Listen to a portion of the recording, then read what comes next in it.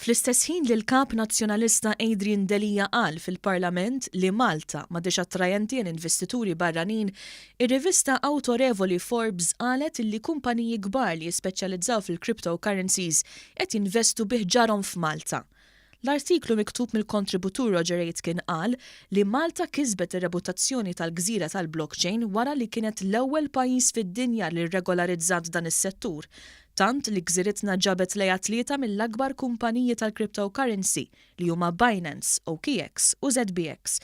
Fakkar ukoll kif f'Lulju li għadda l-Parlament għadda qafas regolatorju dwar il-Blockchain, id-DLR, il-Crypto-Currency u l-assi diġitali. Clearly, the politicians here have big aspirations jgħid l-artiklu li nnota dan minkejja li gżiritna hija waħda mill-iżgħar pajjiżi fid-dinja. Kien irrifera wkoll għas-suċċess li Malta kisbet bid-Delta Summit li ttellet fil-bidu ta' dan ix-xahar u li għalija attendew mal-4,000 investitur barrani.